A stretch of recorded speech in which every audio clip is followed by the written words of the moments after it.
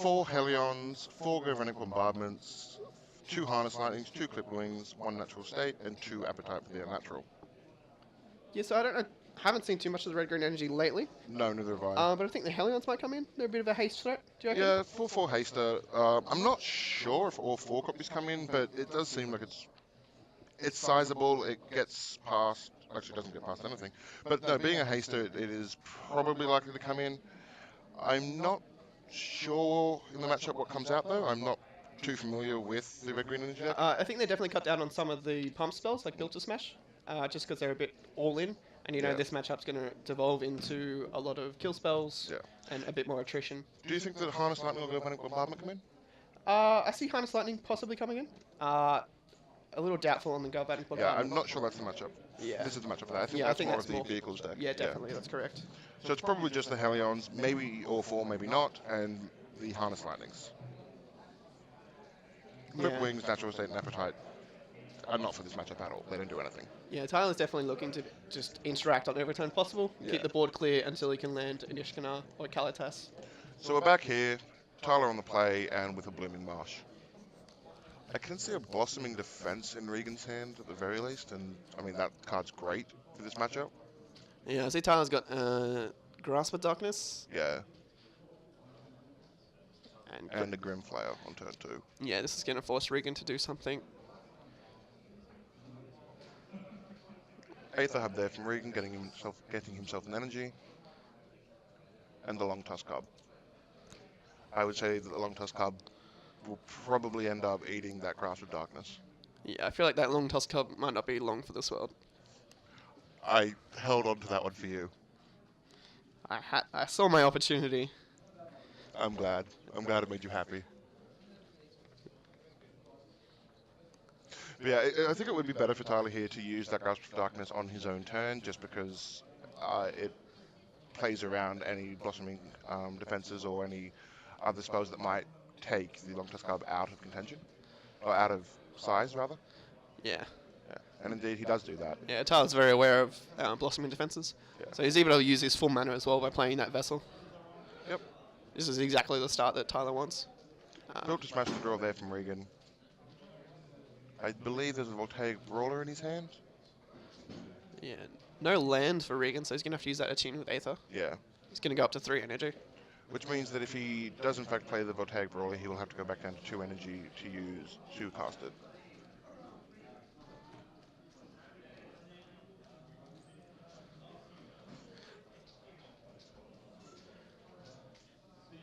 Yeah, so Regan's common theme using the Pokemon energy reminds me a little bit. Do you remember the scene from Willy Wonka, the Snozzberries? Yeah. I always imagine the Snozzberries look like the Green leaf symbol. energy. Yeah. Yeah. So Tyler just cracking his. I forgot the name of the card. Vessel of Nascency. Thank you. I do a blank. Yeah, so a few options there. So Tyler could go with the Deadweight Yep. and use the Deadweight to take care of the Brawler, because it's a 3-2. Again, Special. doing that while Regan's tapped out, absolutely perfect for him. Tyler does have a 4th land in hand, however, and another copy of Grasp of Darkness, so maybe he wants to use that for mana efficiency. And indeed he does. Oh, maybe. He's just going to slow down and think about what he's going to do for the next few turns. Yeah. And does go with it in the end.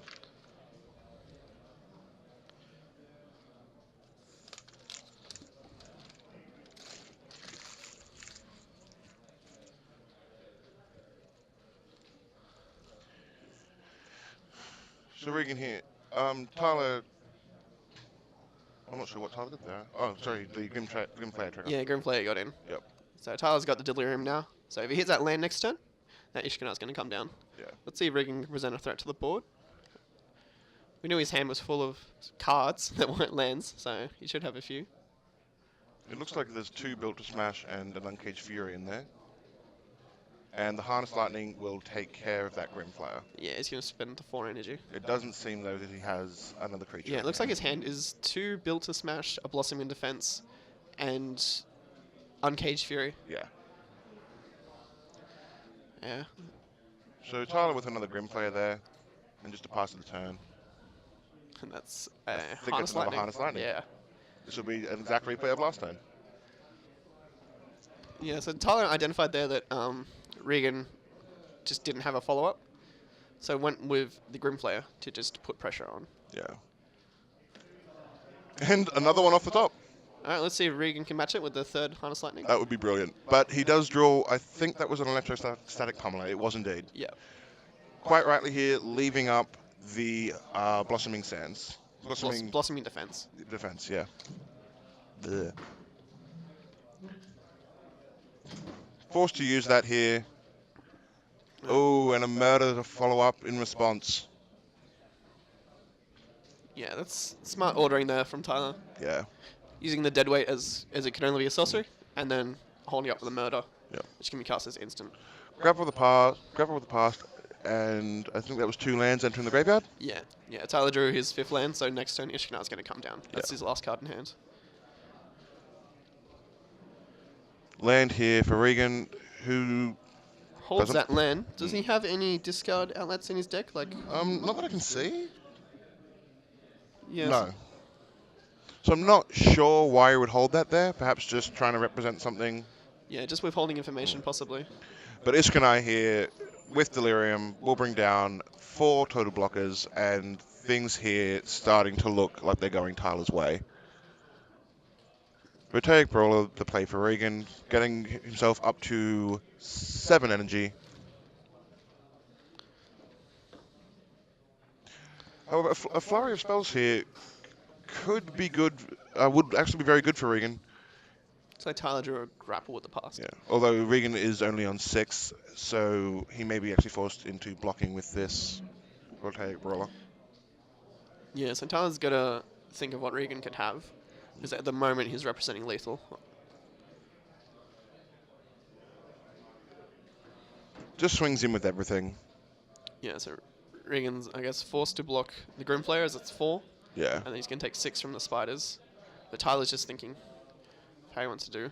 The Grimflayer is going to trample over for damage, so either way. And that will be the end of game 2. Yeah. Lightning fast games here, but that's the way of it when you play Red Green Energy. Yeah, Regan had the option to Uncage Fury his Voltaic Brawler to get first strike in. Yeah.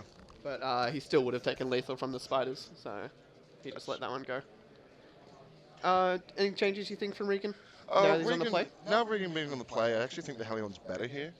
I think I like it more on the play than I do on the draw, just because you are getting out ahead. Yeah, having a haste start on turn 3 is really good. And he's going to have the energy available to pay it. Exactly. Keep alive. So I actually think it's much better here than it was in game 2, and much more going to come in.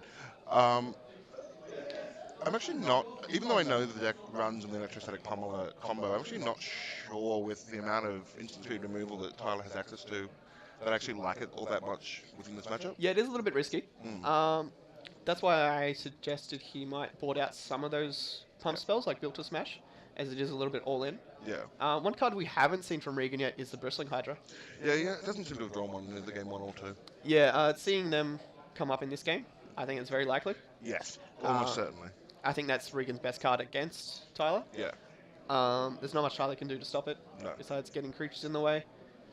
And it's already, it's a 4/3. It's a 4/3, and you can pay 3 energy to give it a +1/+1 counter and hexproof until end of turn. And it's really that hexproof that just makes the card so difficult for Tyler to deal with. Yeah. I mean, he does have Toothless Slaughter, so if it is the only creature, then there is that. Yeah, that is his only out if Regan does have energy open. open. 2 of in the deck?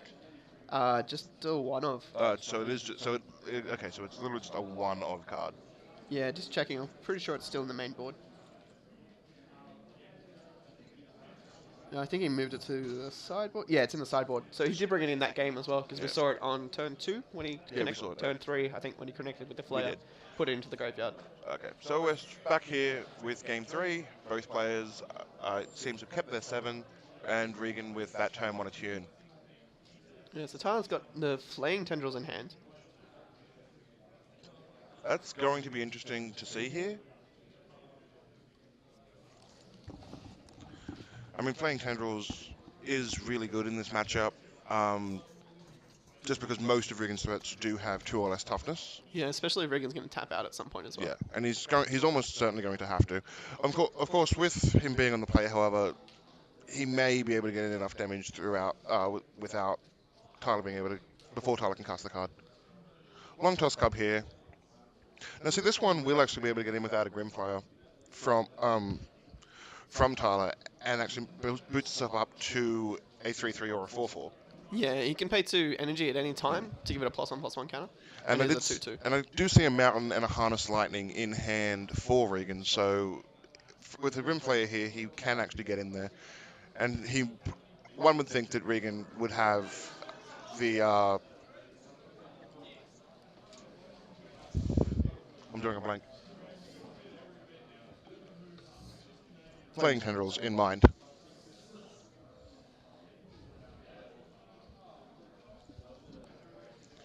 So the Harness Lightning does in fact take care of that Grimflayer. And the Longtusk Cub comes in here. Yeah, Regan decided he wants to pay the energy. Yep. Yeah, he's going to do that. 3 damage coming across. Tyler drops to 17. Yeah, so when the Longtusk Cub hits a player, he gains 2 energy. I'm not sure he actually remembered that there. Yeah, he did. He did? Yeah, he paid the 2 energy, went down to 1. Oh, of course. Yeah, and then he got another 2. This looks like a Traverse here from Tyler. Yeah, gonna go get another Swamp. Yeah. Setting up mana. I saw a Kalitas in his hand. Gonna try and set that up for next turn. Yeah. I can see a Built to Smash and a larger than life in hand here for Regan, so that could pump the Longtusk Cub up to an 11/11 with the energy usage. Yeah, it's a 3/3 at the moment. Yeah. So larger than life takes it to 7. Built to Smash takes it to 10. Using the energy takes it to 11. Yeah. However, larger than life does give trample, so that would be good. There is a second copy, I believe, drawn there.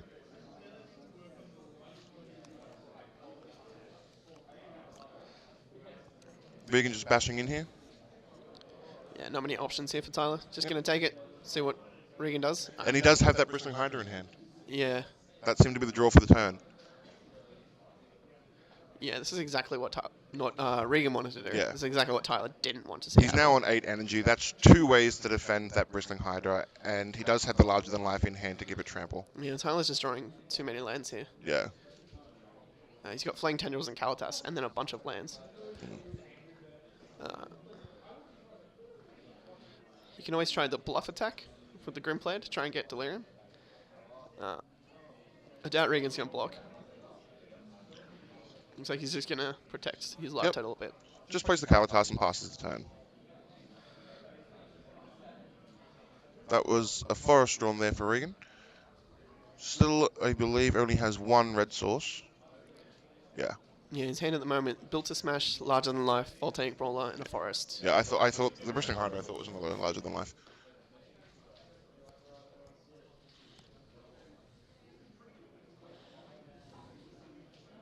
He's considering this larger than life. I think he almost has to go for that here. Puts it on the Longtusk Cub. Yes, that takes it up to a 7/7. Yeah. Bashes in here with both creatures, and Tyler has to think about blocks.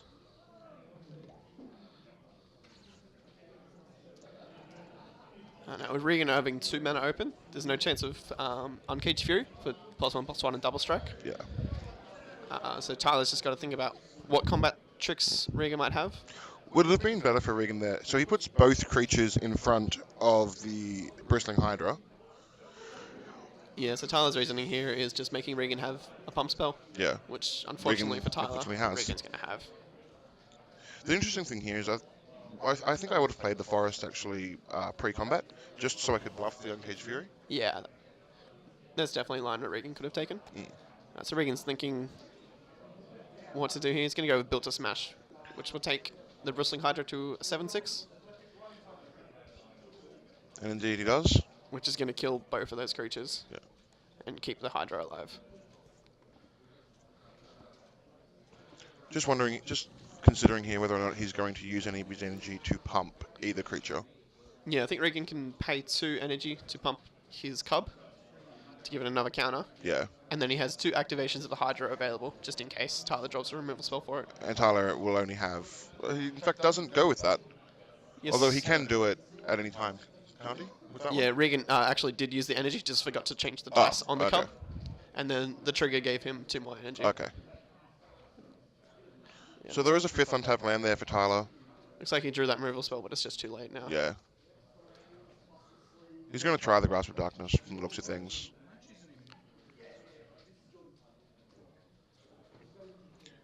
And Regan just able to pay 2 more energy to take that out of reach. Flaying Tendrils here, the follow-up. That will be a total of 6 to the Long-Tusk Cub, -6. -6, correct? Yeah.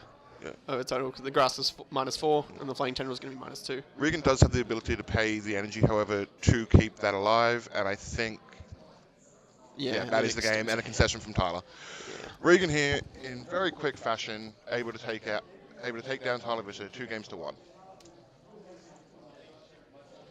Yeah, a bit unfortunate there for Tyler, but congratulations to Regan. Very good draw. As we mentioned in the sideboarding part, Bristling Hydra played a major role there. It did. And Long Tusk Cub really pulled his weight there. Yeah, it seems like some of the cards in this deck literally do almost nothing. Others, like the Long Tusk Cub and the Bristling Hydra, just pull more than their fair share of the weight to allow for those other cards. Yeah, I feel like a lot of people really focus on the combo potential of Electrostatic Pummeler, but they miss the damage output that Long Tusk Cub or Voltaic Brawler is able to put out. I've seen people like Sean McLaren, for instance, playing this deck without the Electrostatic Pummeler at all. Yeah, I've seen a few decks like that. It's definitely an option.